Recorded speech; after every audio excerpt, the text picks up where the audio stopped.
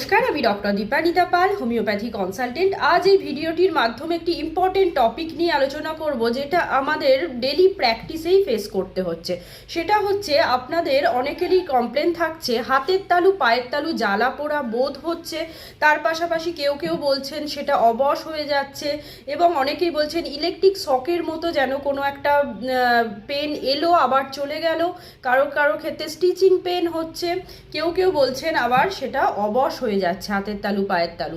এই সমস্ত যে সিমটমসগুলো বললাম, সেগুলো আমাদের মেডিকেল টার্মে বলা হচ্ছে পেরিফেরাল নিউরোপ্যাথি। এইটা সাধারণত কিছু কিছু ডিজিজ কন্ডিশন এবং কিছু কিছু শারীরিক বিভিন্ন রকম যে ভিটামিনের অভাবজনিত কারণ হলে আমাদের সাধারণত এই ধরনের জিনিসগুলো দেখা যাচ্ছে। কি কি এর কারণ হিসাবে আমরা চিহ্নিত করতে পারি? প্রথমেই বলছি ডায়াবেটিস। যদি অনিয়ন্ত্রিত ডায়াবেটিস থাকে তাহলে কিন্তু আপনাদের এই ধরনের সিমটমসগুলো দেখা যেতে পারে।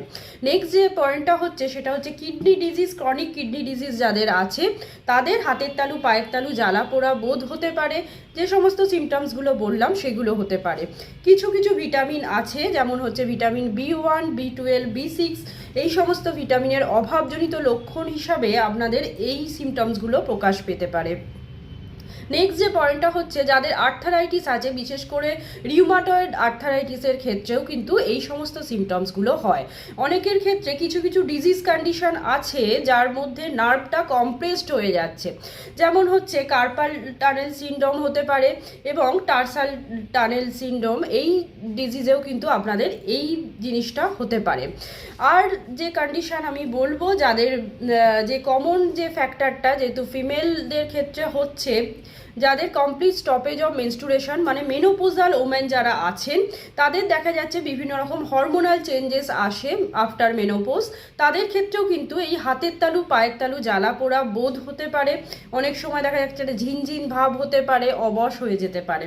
তাই এই এতগুলো যে আমি বললাম কজ, আমাদের আন্ডারলাইন কজটা ডিটেক্ট করে যদি আমরা প্রপার ট্রিটমেন্ট করতে পারি, তাহলে কিন্তু আপনাদের দেখা যাচ্ছে এই যে হাতের তালু পায়ের তালু জ্বালা পোড়া বোধ হচ্ছে, সেটা থেকে আপনারা অনেক রিলিফ পাবেন। ঘরোয়া পদ্ধতি কি কি ফলো করবেন? প্রথমেই যদি পা বা হাতে হয়, আপনারা হালকা গরম জলে ডুবিয়ে রাখতে পারেন, যেটা আপনাদের সহ্য হয় সেরকম জলে আপনারা ডুবিয়ে রাখবেন। পর্যাপ্ত জল পান করবেন, ঘুমাবেন এবং মাসিক বন্ধ হওয়ার পর বিশেষ জীবনযাত্রা ফলো করবেন। তাহলেই এই সমস্ত সিমটমস থেকে রিলিফ পাবেন। নমস্কার, সবাই ভালো থাকবেন এবং সুস্থ থাকবেন।